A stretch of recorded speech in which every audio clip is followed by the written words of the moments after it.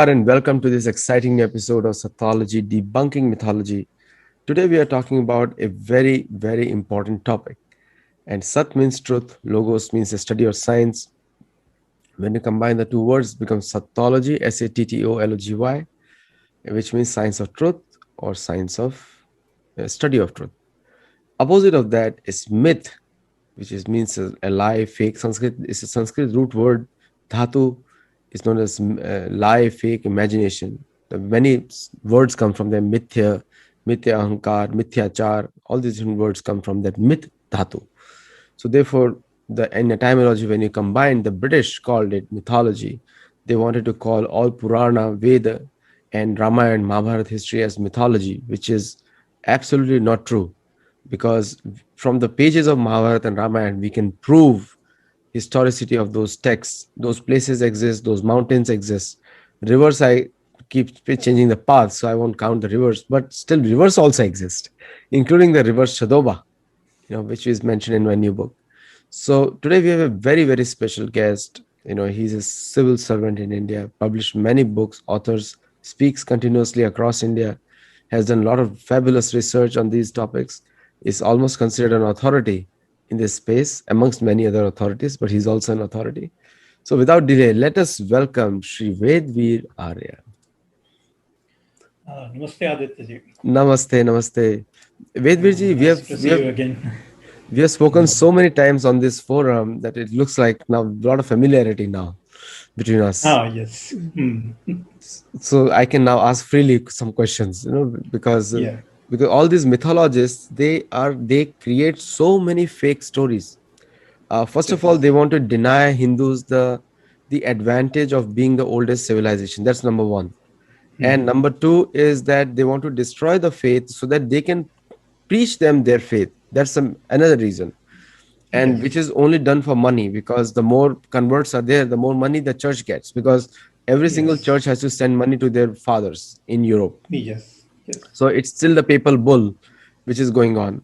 So what is that insecurity that these people have, that they fudge Indian history dates to such an extent?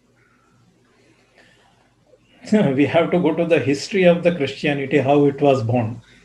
It started with the claiming that because there was a belief in the Jewish tradition that a Messiah will be born after, I think, 1600 or 1700 years after that Exodus from Moses. So some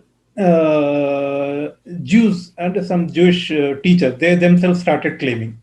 So Jesus also claimed that he was the Messiah. That was itself a kind of nobody can claim like that, how he can be a Messiah. So now what happened? Whatever, everything is history, what happened. But the Christianity, when landed in Rome or in Italy, they started corrupting the local traditions. So this was the reason why Rome emperors used to prosecute, or you can say persecute, these Christians. So they became martyrs. So that's why there is a martyr era and there is a martyrs calendar, these things. So from the beginning, means from the inception of the Christianity, they started corrupting the local traditions, saying that no, your traditions are fake, and then it is the only Christianity. So this is actually a negative way, and as well as a fraudulent way of going ahead and spreading the religion. But the real way to spread the religion is the Buddhism. They never killed, never corrupted, just gone with the philosophy, and they changed the entire Asia. Even they went up to the West. So the problem is in the basic values. So that's why even after 16th or 17th century, then so-called Renaissance of Europe, and then the scientific thinking came. But they call it Christian traditions are secular traditions. So they wanted a secular chronology, but they followed a religious chronology, and they claimed that everything is mythology, because they never believed from the beginning onward. They start the creation, the date of creation somewhere 4000 BC, or even hardly it goes to, even Byzantine tradition goes to 6000 BC around, or hardly or 5500 BC. So that's why any civilization is claiming the chronology greater than their creation date, they started tagging it as a mythology. So since 18th, 19th century, 1970, they started ruling over the world. Even today, academically, they have their narrative is ruling actually, or actually the narrative is established in the world over. So this is now we have to re-establish the truth of the every civilization. See, the history, you look at the Mahabharata point of view and even Ramayana point of view, is always narrated by the king, person in power. Yes, And Sanatan Dharma has been surviving without a king for a long time. yes, And which is really sad, because very clearly Bhim tells to Yudhishthir, from dharma comes artha, from artha yes, comes dharma. If artha is not used in dharma, then it is going to result in kama, which we all need to avoid. And yes, from dharma comes moksha. So dharma, artha, yes. and moksha, these three are related topics, and kama is something to be avoided because it destroys Yes, dharma, artha, both, as well as yes, moksha also. So, yes, but we have seen that that no, every single leader in India, they try to claim to be separate from dharma, and then they also want to talk about dharma. But dharma is a very thing. Sadhus talk about dharma, yes, but a politician should actually follow it. There's a yes, difference. If a politician starts speaking it, and yes, sadhu has to follow his personal life, but yes, politician has to make it available to everybody. yes. So that is missing. Like even the I remember one episode. I have written almost 5 books on Mahabharata now. So I remember That's one great. episode that in which Yudhishthir is told by Narada that it is your job to empower the teachers, the conferences, and the trade associations to focus on dharma through money. You have to Yes, pay them to that happen. But nowadays it doesn't happen. Not a single Brahmana, not a single, it is not even a profession existing in the government circles. yes, But the Indian government pays to all the other people, because Christianity is purely driven by politics. yes, Islam, you already know, driven by politics. yes, yes, Buddhism is also promoted by the governments. If you look at Thailand, if yes, you look at Cambodia, if you look at Vietnam, they promote it. yes. But Hinduism is the only one who has no political master. Is that right or wrong, or what is the thing? No, we need to look at the way the social upbringing of a particular nation that Uh, makes the difference. Indians never ever glorified the victories of the kings, but they glorified the good deeds or their good karma, the dharma they followed. This is the reason why Sri Rama is still is in our hearts. The way he left for just even he was just uh, being coronated, but he decided to go for Vanavasa because his father promised to his mother. So this never happens. In I don't think anywhere such examples are ever existed. All the history is actually the kings, even Puranas are everywhere. A great kings were a great followers of dharma in India. And second, there was no political ambition in a relay because it says that every human being, when every human being has to follow the values, then there is no way you need to have some political ambition to preach your values because these are the human values. Every human being has to follow. But the other, like Abrahamic religions, have a political ambition. They want to become only religion in the world. That is totally never ever witnessed by Indians. So when these two religions landed in India, this became a big problem. Then naturally, a person who has been cornered, he has to protect himself. right. The so-called fanaticism ever existed, even few people may have, but that actually is a reaction. in India never that existed. Even with the Buddhist, it was more on a Shastrartha debate. And okay, sometimes what happens to if you have a difference of opinion, it may lead to a personal hatred also. But that never led to any widespread violence or the kings fighting for the particular religion in India. It never happened because all are it is India is like a all are philosophies. जैसे एक गुलदस्ते में बहुत सारे फूल होते हैं उस तरीके से even in India all so-called philosophical schools, Jainism, Buddhism are actually schools of philosophies derived out of the Hinduism. So that is the beauty of India. So Indians have never had any political ambition. Even Indian kings never went out of but okay, certain that actually in a different way. But actually, they never went to like a, to just become a world conqueror. That kind of an ambition never existed in No, India. they always fought wars to establish dharma. So Yes, wherever women is not protected or children are not yes, protected, they attack those lands. They yes, did that, but it is not being yes, taught to us. So because if that is yes. being taught, Hindu starts practicing, then most of the neighborhood of India will be gone because Yes, they have to protect it. But we have forgotten it. We have not been told all these things, and you'll see yes, that see the when indecision is also a decision.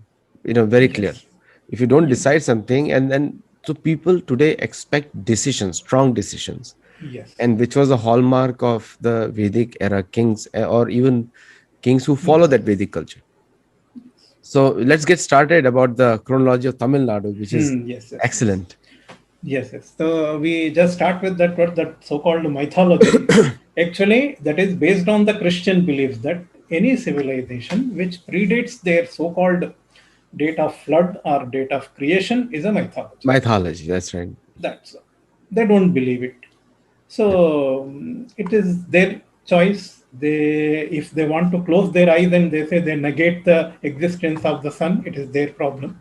But we must propagate the truth.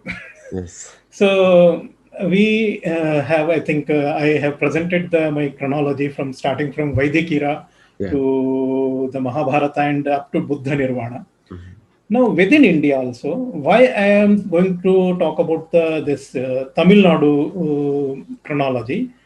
There is a very interesting a tradition of having a chronological history of Tamil Nadu has been preserved by the Tamil Sangam literature. Hmm. The scholars of Tamil literature, they preserve the chronology. That beautifully reconciles with the chronology, what the way we follow the Yuga and other interpretations. So let us start the first the sheet anchors we have to discuss the sheet anchors of the world the Tamil Nadu chronology.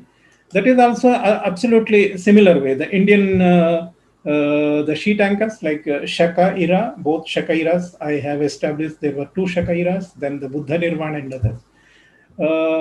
When we talk about the this Christian era, sorry, the chronology of Tamil Nadu, uh, in Tolkappiyam, it is mentioned that the land of Tamils is located between Venkata and Kanyakumari. So the Tirupati is the north border and the Kanyakumari is the southern border. So this was the entire southern peninsula, starting from the Tirupati hills. The land was called the land of Tamils, Tamil Nadu today. So this is the geography of Tamil Nadu. Then the sheet So anchors. just This, let me ask you one uh, question about the Tamil yes, Nadu, because and I also don't know. I'm honestly asking that question. So yes. Tamil Nadu word, where did it come from? No, What does this it mean? Nadu, this word actually Nadu is the land in the southern in Tamil language, even Telugu language also. Nadu means the land. Land of Tamils is Tamil Nadu. So this word only came maybe recently. This word never used in ancient times, or even up to 17th or 18th century. Also, we never used this word. Mm. This word only came once we created a Tamil Nadu as a state. Okay. So, as a land of Tamils has been being used in ancient times, even Sanskrit also, and various times. But as a word, Tamil Nadu, this word only came into vogue after maybe somewhere 18th, 19th, 20th Okay. century. Okay. So in the Tamil chronology, the same Shakaira, this is the, because numerous inscriptions of Tamil Nadu, they refer to the Shakaira and Shakantara, this difference I have already explained.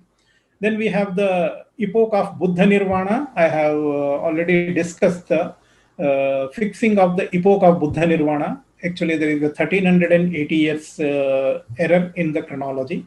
So that's why 1864 BCE was the epoch of Buddha Nirvana. And after 100 years of Buddha Nirvana, in the second Buddhist council, the Buddhism split into two schools, the Mahasanghhikas and Theravadas. So Theravadas, actually Theravada Buddhism born 100 years after Buddha Nirvana. So that's why the Theravadins used the epoch of 1765 BC, 100 years after Buddha Nirvana. And actually Burmese and Sri Lankans used this epoch.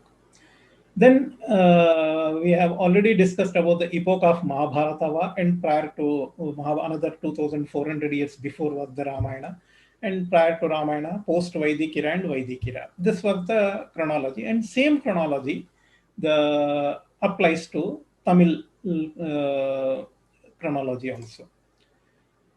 In the text, the Nakirar, he was a famous commentator on Irayyanar Agapporul. It was written by Shiva, and the text that Irayyanar Agapporul, on the text, Nakira wrote a commentary, and he gives the chronology of three different Sangam periods. So the first Sangam period had some 4,400 years or 4,040 years. Then the second Sangam period had 3,700 years, that period after the first Sangam period. Then the third Sangam period had almost 1,850 years. So the total, if we add up, it comes around 9,950 or 10,000 years. So the Nakirar too, who was writing a commentary on Irayyanar Agapporul, he says that the three Sangams lasted up to 10,000 years, and even Pandyan dynasty.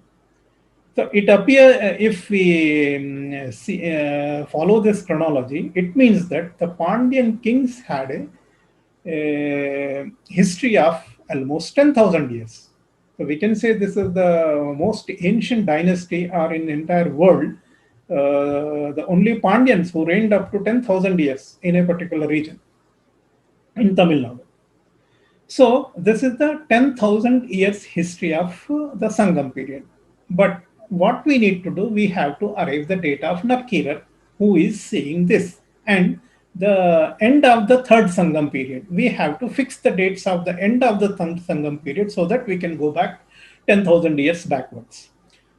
So that how we need to establish the epoch of the end of the third Sangam period.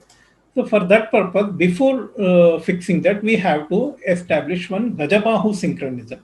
Gajabahu was the king of Sri Lanka. So there is a Tamil epic, Shilappadikaram. The author of Shilappadikaram indicates that one Sri Lankan king Gajabahu, in Tamil language they call it Kayavahu, was a contemporary of a Chera king Senguttuvan. And Senguttuvan was the grandson of Karikala Chola. Karikala Chola was the maternal grandfather of Senguttuvan. Now, this Gajabahu's date we have to arrive so that we can arrive the date of Senguttuvan also. So, what we have to do, because Sri Lankan, that Mahavansha, Deepavansha, they give the chronology of Sri Lankan kings after Buddha Nirvana, but they have referred to Buddha Varsha as Theravada Buddhism, the epoch of Theravada Buddhism, 1765 BC. So now we have to use the epoch of 1765 BCE, then arrive the date of Gajabahu.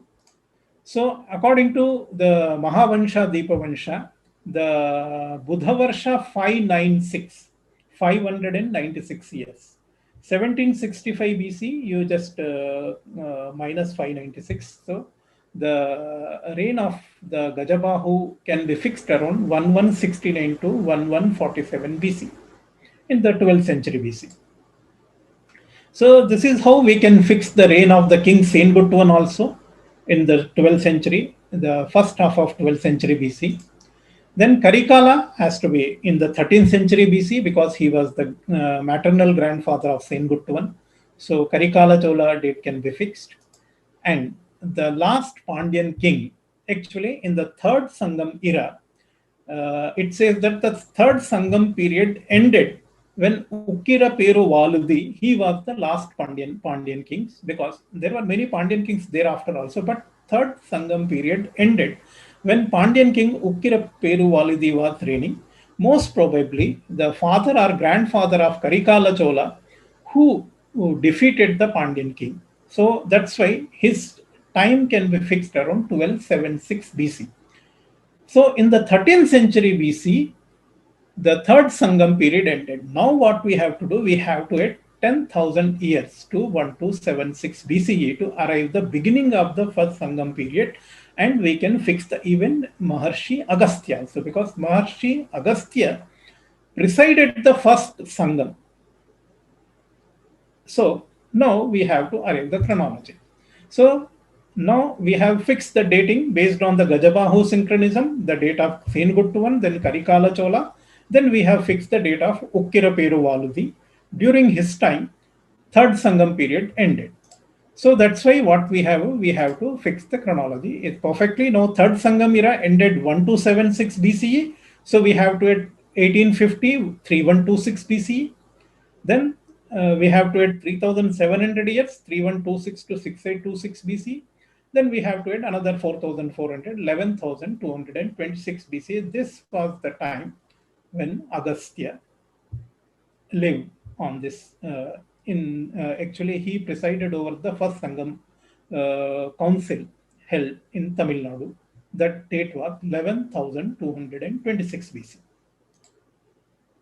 So this is how the Maharshi Agastya's date, and actually his lifetime was around, we can say 80 or 100 years, 11,300 to 11,200 BC, Agastya's time. And Agastya was a contemporary of Shiva, and Shiva was called Irayyanar in Tamil Nadu. And Meenakshi, the daughter of Pandyan king Malayadhwaja, she married Shiva.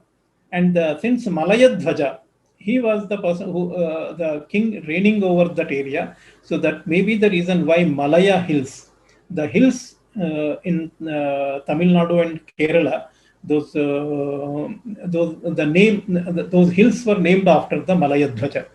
So Meenakshi was a daughter of that Pandyan king. So we have to date Malayadhwaja also around 11,300 to 11,200 BC. And Then Madurai, according to the Tamil literature, Then Madurai was the ancient capital of Pandyan kingdom, which was submerged by sea at the end of the first Sangam period. So the first Sangam period was 4,400 years. So 6826. What we have to do, we have to 11,226 minus 4,400 would be 6826 BCE. Around, we can say the 7,000 BCE to 6,800 BCE.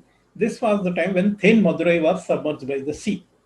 Actually, every period, Sangam period ended when a particular capital of Pandyan kingdom was submerged by the sea.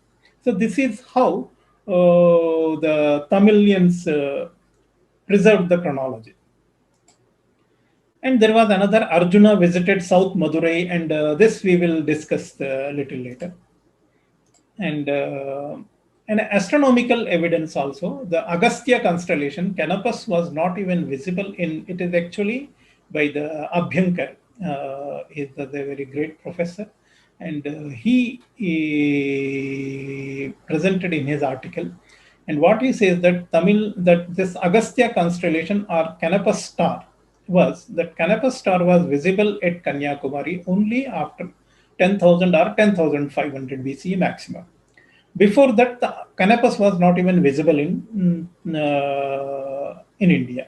So this when the Indians, the South Indians, mean the Tamil Nadu area, people living in Then Madurai, when they saw first time this star, so they named this star after Agastya. So Agastya has to be dated before 10,000, 10,500 BCE. So this is the astronomical evidence. Now, since that is the Tamilian chronology, I just worked out based on the Gajabahu synchronism and the epoch of Theravada Buddhism. Based on the Theravada Buddhism, I have arrived the date of Gajabahu Sri Lankan king. Based on the Gajabahu's date, we can fix the date of Senguttuvan. Based on the Senguttuvan date, we can fix his grandfather date, his maternal grandfather's date. He was Karikala. His date would be 13th century BC. In the 13th century BC only, third Sangam era ended. So this is how we have arrived the chronology, irrespective of the yugas, lakhs and crores of years. If you recall my last talks on Saptology, I have explained the how Yuga chronology has been evolved. Originally, during the Rigvedic era, it was only 5-year Yuga and 20-year Chatur Yuga. Later, a Yuga length has been increased to 1200 years. Then it became the 12,000 years Chatur Yuga. The 12,000 was multiplied by 360. This is how 4 lakhs, 43 lakhs 20,000 years Chatur Yuga concept was evolved. But that was not the historical chronology. What we need to do, we have to work out this 28th epoch of 28th Krita Yuganta. Why? Because prior to this epoch, the Vedic Indians used to follow only 5-year Yuga and 20-year Chatur Yuga. So this is later we started following the Jovian cycle. This was the reason why the Yuga cycle has been increased from 5 to 1200 years.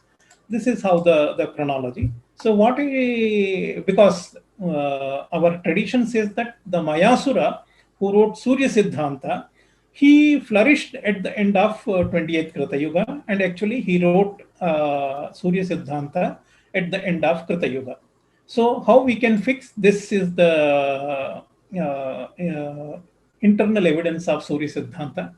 Surya Siddhanta says that at the end of Krita Yuga, all planets were in conjunction. So based on this, actually it is 22 February 6778 BC. So based on that, we can fix the Treta Yuga period, the beginning of Treta Yuga, 6777 BC. Now what we have to do, prior to 6777 BC, we have to add all 5-year yugas. So the total yugas elapsed up to 6777 BC, or only the 1837. So this is actually 9185 years. If you add 9185 years to 6777 BC, so the epoch would be maximum 16,000 BC. So that was the beginning of the Vedic calendar. So our history is only thereafter. So this is how this chronology based on the yuga, the concept of yugas, the way the concept of yuga or the calendar of yuga was used since Vedic era to Treta Yuga, and from Treta Yuga to Mahabharata Yuga. So this is the beginning of the 5-year Yuga cycle. Very basic calendar was introduced around 15,962 BCE.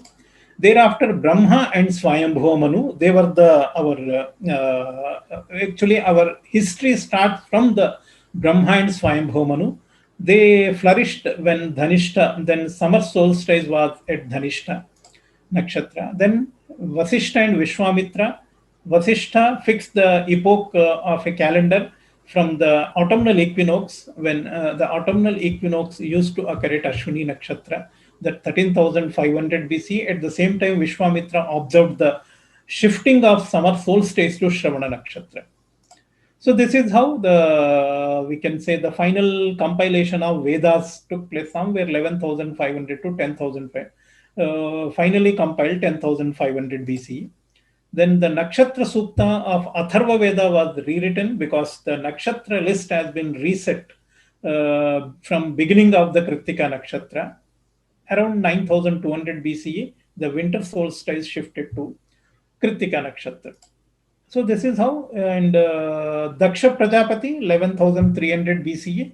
So the winter solstice was at Mrigashira Nakshatra. This was the first time when Vedic astronomers settled the list of nakshatras and the basic trigonometry of that, dividing the 360 into 28 nakshatras. Then the Vaivasvata Manu's time, then Agastya. So using this one, we can fix the Agastya step. So using the Yuga chronology also, we will arrive the same time of Agastya, as well as when we reconcile with the Tamil chronology, that in Sangam literature, they didn't follow in Yuga chronology. They just kept the record of the elapsed 1,000 years. So based on that, we can perfectly reconcile the both chronology. Then Upanishads and others. Then Mayasura Surya Siddhanta, Ramayana era around 5,600 to 5,500 BC. Then Mahabharata took place in the 32nd century BC. Thereafter, Buddha Nirvana after 1200. Buddha attained Nirvana around 1200 years after Mahabharata war. So that's why we can fix the Buddha Nirvana 1864 BCE. Now, the Pandya dynasty, because as per the history, Shiva married Meenakshi, a daughter of Pandyan king. His name was Malayadhwaja. So a Pandyan king existed in the 11th during the period of Agastya Shiva. So the origin of Pandya dynasty has to be prior to that. So Vayu Purana. Vayu Purana mentions that one king Janapida, he was the progenitor of the Pandyas and Keralas. So what actually the genealogy given in Vayu Purana, actually they were the Pauravas and Chandravanshis. The Chandravansha, the lunar dynasty, there was a king called Turvashu. Turvashu's son was Vahni. Vahni's son was Gobhanu. Gobhanu's son Trishanu, Karandhama, then Maruta.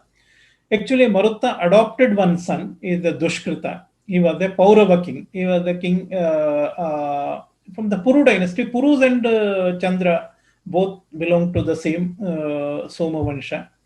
And Dushkrita had some Shruta. Then Shruta had some Janapida. So Janapida had actually the four sons: Pandya, Chera, Chola, and Kerala. So he had four sons. So this is how the Janapida was the father of the Pandyas. So he probably he lived around 11,500 BCE or 11,600 BCE or 200, 300 years before the Malayadhwaja, who was ruling in the Tamil Nadu. So the first Sangam era, now we can fix, we have fixed the date of first Sangam period, 11,226 BC to 6,826 BCE. So the Then Madurai, it was actually the nearer to, we can say, the very close to the Tirunelveli, and going to that, this was the point where the Then Madurai existed. That was actually called South Madurai also. 89 Pandyan kings, starting from King Kayasena Valudi, and the last king of this first Sangam period was Kadungan. Generally, people say, how can be there was a 4,400 period and only 89 Pandyan kings, how they ruled it? Actually, the whatever the names they could collect are actually during that 4,400 period, only 89 councils were held. So they just kept the history of only 89 Pandyan kings. It does not mean that only 89 generations only existed during the 4,400 periods. During the 4,400 years, only 89 councils were held. That's why the Tamil literature has the record of only 89 Pandyan kings. And the last Pandyan king was the Kadungan in the Then Madurai. But what happened after Kadungan? Then Madurai was submerged by sea. Why? Because the sea level, actually, the rise of sea level was the cause behind the submergence of Then Madurai. Then Agastya, because there were even in the great poets or those participated in these Tamil councils, the famous Agastya, then Irayyanar, even Shiva was there in the first Sangam, and Kumaravel, Kartikeya were the earliest heads of the Sangam era. Then Agastiyam and Irayyanar Agappuram, they were the earliest Tamil text. Agastiyam actually is a text written by Agastya on grammar of Tamil language, and Irayyanar Agappuram is a text written by Shiva himself. Now, you can imagine that around 11,200 BCE, same Agastya, he is writing Vedic Suktas. It means Vedic Sanskrit existed and parallelly Tamil language was also. Actually, Tamil and Vedic Sanskrit were the sister languages born to the same mother. So this is the our. But generally, what linguists, the Western linguists, what they teach us. So like there is a Dravidian family, there is a North Indian family of languages, and there is no connection at all. And Tamil language, but Tamil language and Vedic Sanskrit were actually sister languages. And the Mudi Nagarayar, he was the person. His actually they say that his Puram a poetry. It was the oldest Tamil poem. So we can the dating we may have to correct it, but as per the tradition, the Puram 2 is a poetry written by Mudi Nagarayar. That was the oldest Tamil poem, or oldest what actually today is available. And this Then Madurai was submerged by sea around 6826 BCE because the first Sangam era ended. Actually, the submergence of Then Madurai marked the end of the first Sangam period. What happened once Then Madurai submerged by sea? The Pandyans shifted their capital from Then Madurai to Kavatapuram. So the Pandyans now shifted there in the second Sangam period. It is actually lasted for 3,700 years. What we have to do from 6826 BCE, on that date, the Then Madurai was submerged by sea. Now you have to wait 3,700 years. That is around 3126 BC. But actually, at the almost same time of Mahabharata era, and the Pandyans shifted their capital to Kavatapuram. Now, after 6826 BCE, the Pandyans actually set up their capital at Kavatapuram. Now, Valmiki Ramayana refers to Kavatapuram. When Sugriva gives the instructions to the Vanaras for searching of Sita, so this he is referring to Kavatapuram. So Kavatapuram never existed prior to 6826 BC. So Ramayana cannot be dated more than 6826 BC because Kavatapuram never existed, the city of Kavatapuram. So this is another evidence for fixing of the timeline of Ramayana. And according to tradition, 59 kings reigned during the period of 3,700 years. Again, we should not think that there was only 59 kings, means the 59 generations of Pandyan kings existed during the period of 3,700 period.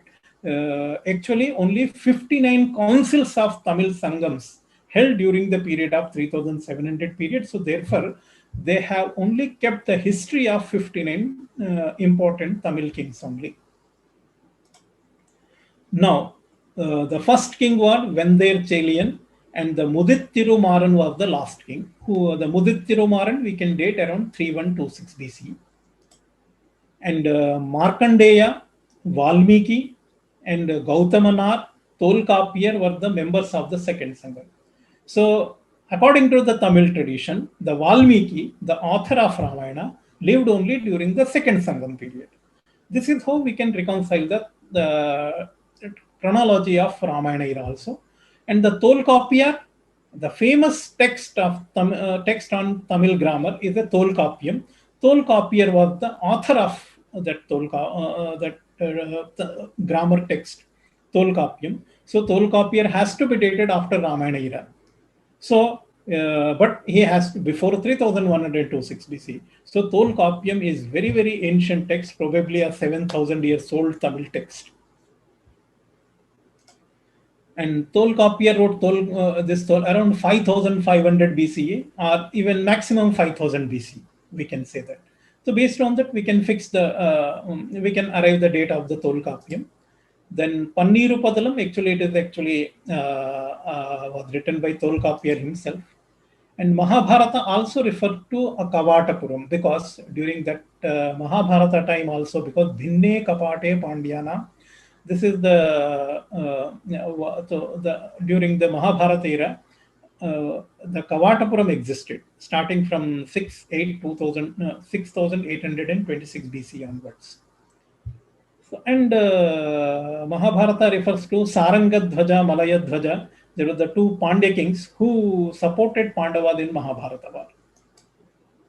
So this is how we have the second Sangam period ends 3126 BCE. Why? Because the same Kavatapuram and Dwaraka both were submerged during the Mahabharata period. We have a very clear reference of submergence of Dwaraka in Mahabharata. And at the same time, Kavatapuram also submerged. So this is how the submergence of Kavatapuram marks the end of the second Sangam period. So therefore, the third Sangam period will start 3126 BC. It appears that there was a massive tsunami and probably a massive tsunami that actually submerged the Kavatapuram. And the last Pandyan king, Mudittirumaran, he has to shift his capital to Kavatapuram to modern Madurai. Today, the city of Madurai became capital of Pandyan kings only after 3126 BC when Kavatapuram was submerged in a massive tsunami. And from 3126 BCU to the Mudittirumaran, starting from Mudittirumaran to the Ukkira Peruvalidi, there were only 49 kings, and the period had a span of 1850 years. So here 49 kings also, it's not the only 49 generation, actually 49 councils held. So the Tamil literature only kept the history of only the 49 councils. So that is the reason only the history of 49 kings is mentioned in Tamil literature. So Ukkira Peruvaludi was the last king, and how this third Sangam period ended. But my speculation is most probably Karikala Chola or Karikala Chola's forefathers who defeated the Pandyas and annexed the Pandyan kingdom to Chola kingdom. That led to end of the third Sangam era. This is how we can fix this. The end of the third Sangam period, the date I have fixed around 1276 BCE, based on the same, the Gajabahu synchronism, Buddha Nirvana, and the epoch of Theravada Buddhism. And based on that, I have fixed the date of Gajabahu of Sri Lankan king. And then I have arrived the date of Chera king Senguttuvan. And based on the date of Cheran Senguttuvan, we can fix the date of Karikala Chola. This is the chronology. And 3126 BCE is very, very important because there is a Burkle crater. It is scientifically proven. Probably the crater was created by a hit of a comet. Then it's actually a 29-kilometer diameter. It's a very massive, probably an asteroid or a part of a comet hit the earth in the ocean somewhere near to the Madagascar. And roughly, this was the modern historians date around 3000 BCE. This was the date. But Mahabharata era, probably the hit of comet created a massive tsunami, and that led to submergence of two major cities, that is the Kavatapuram in the Tamil Nadu and the Dwaraka near Gujarat.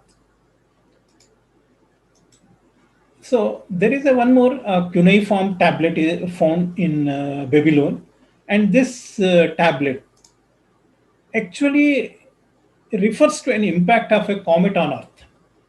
And many astronomers have tried to date it, and they have dated exactly that based on the astronomical the position of stars and the various astronomical facts mentioned on this tablet.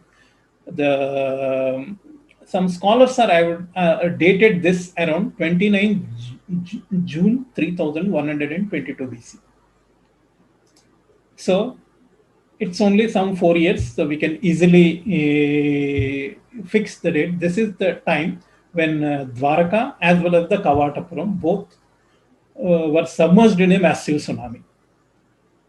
Actually, it's a sudden. Why? Because the Mudittirumaran was the last king of the second Sangam period. He has to shift his capital to Madurai. And he was the Mudittirumaran also the first king of the third Sangam period. So this is how we can reconcile the date based on the external or internal evidences. Now we have fixed the timeline for the three Sangam period. Now we can arrive the date of King Nedunjelian. Nedunjelian was a very famous king in Tamil Nadu. And the problem is his dating also. Some people think that he was the person who was contemporary of the Ukkiru Peruvalidi and the Cheran Sen Guttuvan and other. But the problem is we have found two inscriptions. One inscription has been found in the Meenakshi temple and Meenakshipuram itself. And as well as we have found one more inscription at Mangulam. The script used is almost equal to the Ashokan or even older. So Nedunchelian inscriptions have to be dated prior to Ashoka as per my understanding or as per my chronological studies. And there is a one text, Tamil text called Nankudi Velir Varalaru, and it consists of a list of Pandyan dynasty, and it gives us almost 201 generations of Pandyan kings starting from the ancient period. And it actually gives the Nedunjelian as an 83rd king, whereas the Ukkira Peruval is their 104th king. So we need to verify this one. Why? Because my strong evidence is this, that Brahmi inscriptions, actually the Brahmi used in the inscriptions of Nedunjelian are almost either equal or contemporary to the Ashokan inscriptions. So these cannot be dated in the 13th or 12th century. And the Karikala Chola date I have already established based on the Gajabahu synchronism. Why? Because the Sen Guttuvan, a contemporary of Gajabahu, was the grandson of Karikala Chola. Then, since we have arrived this date, I just wanted to arrive an astronomical dating of a festival of Adi Perukku. This festival actually celebrated on the 18th day of Tamil month Adi Ashada. And actually they commemorate for the descent of the Kaveri river. The Karikala, he was the, there is a big dam constructed in, presently available in Trichy. That dam was constructed by Karikala. He brought the Kaveri river to the dam. So that's why probably the completion of the dam became a festival. So that's why the Tamilians celebrated this Adi Perikku traditionally last 3,200 years onward. Probably this festival has a history of 3,200 years, and they celebrate to commemorate the descent of the Kaveri river. And how we can verify this date is because in the this festival coincided the beginning of the Dakshinayana. Actually, this Adi Perukku, that Ashadha's 18th day, was almost the the Dakshinayana used to occur on the 18th day of Ashadha. So what we need to do presently, the modern in modern calendar, Tamilians celebrate New Year at 14th April. So what we have to do, we have to add 90 days to that. So the present Adi Perukku festival and the summer solstice, there is a difference of 45 days. What we have to do, 1 degree for 72 years, 72 into 45. So it is almost 3,240 years. So based on that, we can say that somewhere close to 1,223 BCE, on the day the Tamilians celebrated for the first time the festival of Adi Perukku, probably Karikala finished the construction of that dam around 11,223 BC. Then the chronology, then Karikala Chola, then Cheran Sen Guttuvan arriving, because we have discussed the chronology from the first Sangam period to third Sangam period. Now the chronology of Tamil Nadu after third Sangam period is Karikala Chola, Sen Guttuvan. Then there is a reference of 113 years back between Chairas, Cholas, Pandyas. So they had a pact, and they protected each other from the invasion of the surround or neighboring kings. So this reference is there in the inscription, or in the inscription of Kharavela. So Kharavela invaded Tamil Nadu in his 11th and 13th regnal year. So this is how, based on the Kharavela, we can even fix the Kharavela's date. After Kharavela, probably Kharavela handed over the reign to the Kalabhras. So these Kalabhras reigned around 300 years in Tamil Nadu. So they all three, Cheras, Cholas, Pandyas, lost their kingdom for 300 years from 1000 BC to 700 BC. And this is mentioned in Velvikudi copper plates. So there is an inscriptional evidence is available. Then Kadungan, who drove away the Kalabhras and re-established, this Kadungan was the Pandyan king. He re-established the Pandyan kingdom in Tamil Nadu again after 300 years. So this is how the Vajranga Pandya and to Chokanatha Pandya, the 26 kings reigned over from 6050 to 435 BC. 435 AD, it's not BC.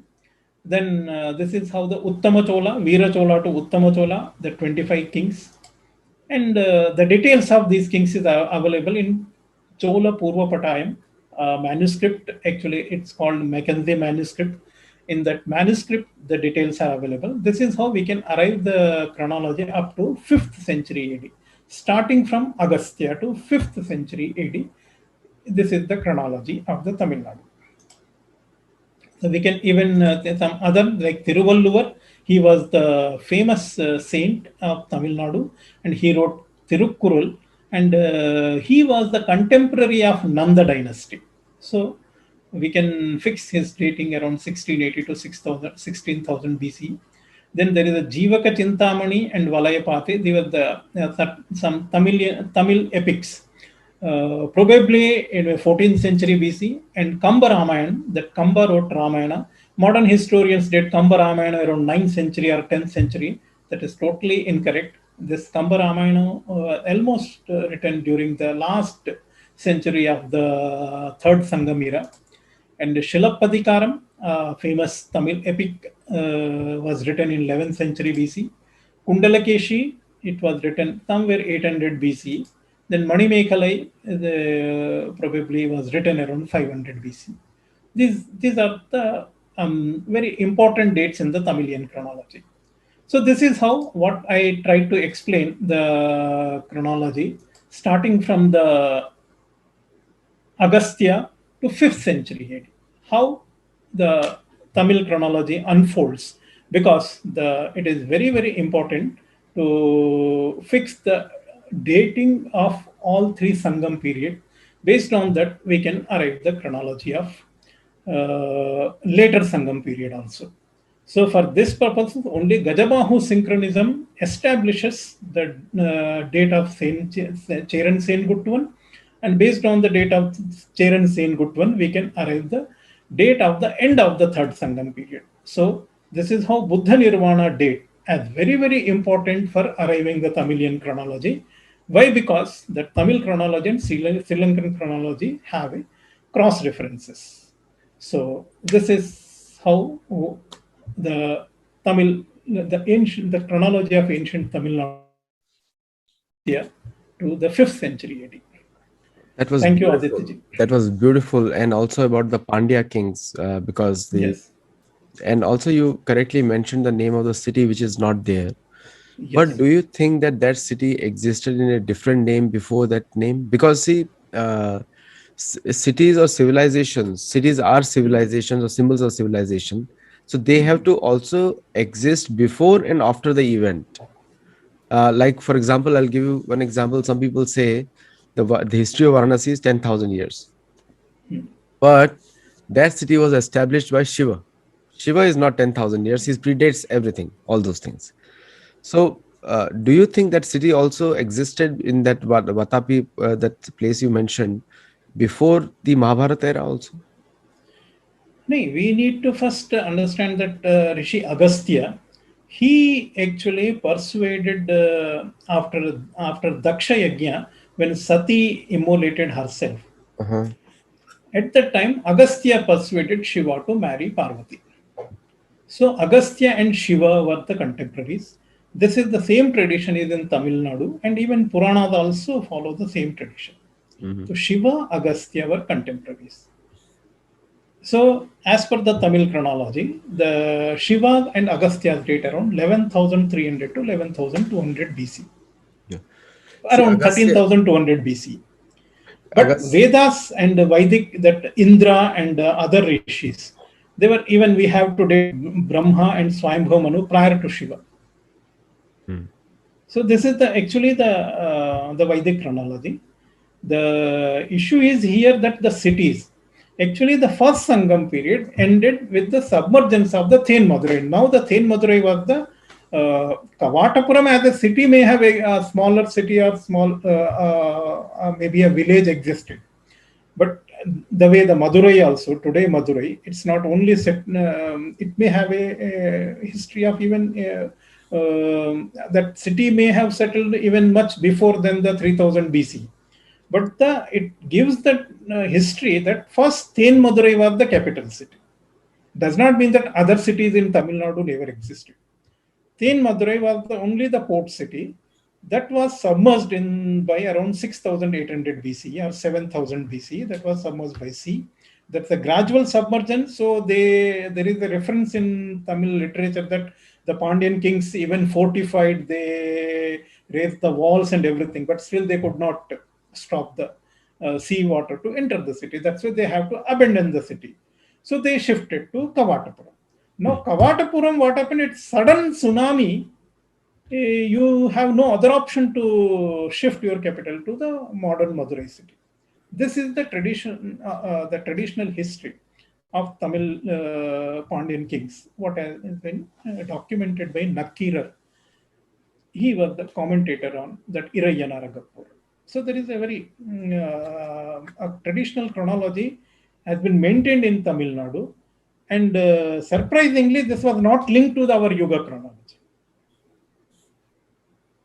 So this is the way we can establish Tamil chronology, because Agastya is common factor.